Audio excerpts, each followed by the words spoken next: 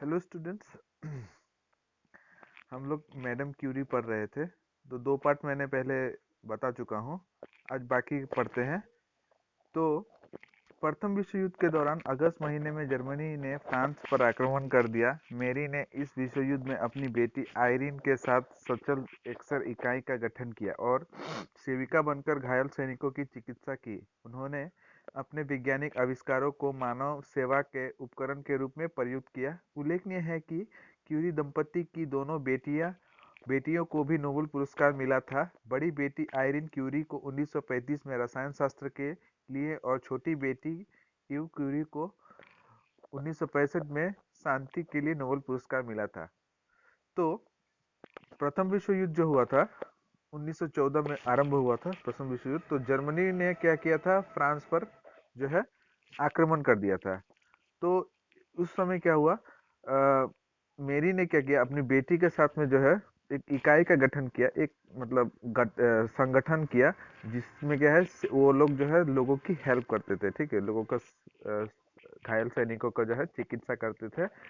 तो उन्होंने जो है अपने वैज्ञानिक आविष्कारों से जो है अपने उपकरणों से जो जो उन्होंने बनाया था उससे जो है वो चिकित्सा कर रहे थे। तो क्यूरी दंपति माने मेरी दंपति और उसका पति जो है दोनों, उनकी जो बेटियां थी, दो बेटियां, ठीक है, उन दोनों को भी क्या हुआ था, नोबेल पुरस्कार मिला था। एक को जो है आयरीन को मिला था 1935 में रसायन शास्त्र के लिए, केमिस्ट्री जिसको बोलते हैं, और दूसरी बेटी ईव को जो है वो मिला था 1965 में शांति के लिए नोबेल पुरस्कार मिला था। उसके बाद प्रसिद्ध और ख्याति के कुछ काले पहलू भी होते हैं। रेडियोधर्मी पदार्थों से निकली हुई किरणें बहुत तीक्ष्ण होती है।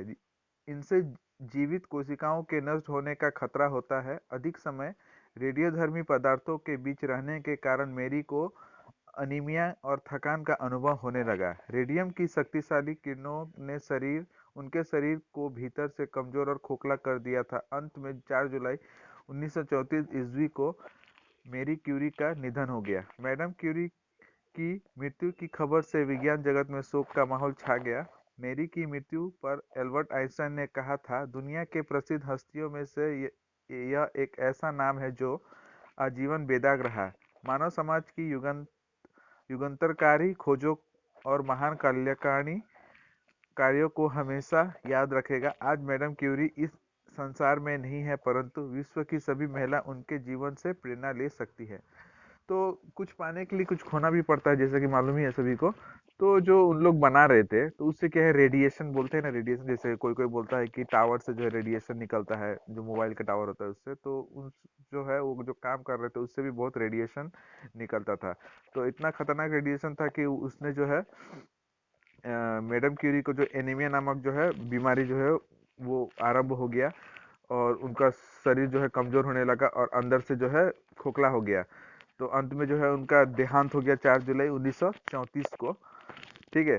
तो विज्ञान जगत में जो है इससे बहुत दुख का माहौल हो गया। एल्बर्ट आइंस्टाइन जो थे, उन्होंने कहा था कि दुनिया के प्रसिद्ध हस्तियों में से एक नाम है किसका, मैडम क्यूरी का, जो आजीवन जो है हमेशा जो है बेदाग रहा है, और मानव समाज जो है उनको खोजों को जो है हमेशा याद रखेगी, और बाकी जितनी भी महिलाएं हैं उनसे प्रेरणा लेगी।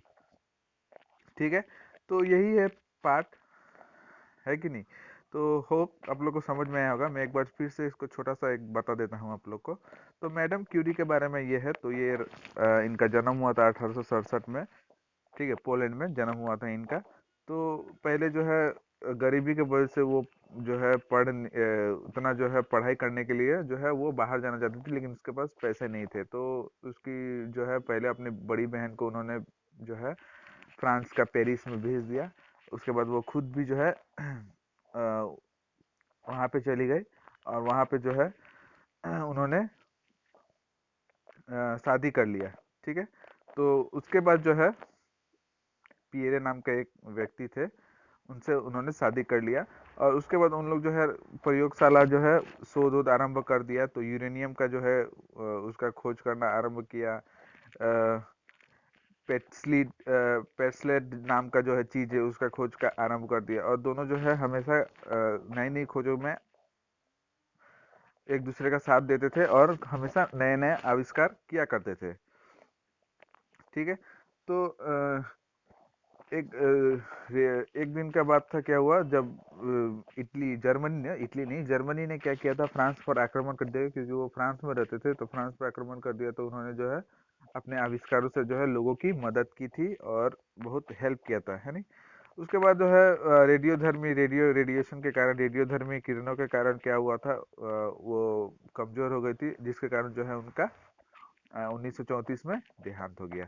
ठीक है। और आज भी मानव समाज जो है उनके इतना खोजों को, उनके आविष्कारों को अभी भी याद करता है। तो यही है कहानी। ठीक है। तो होप आप लोग को समझ में आया होगा। तो तब तक के लिए धन्यवाद।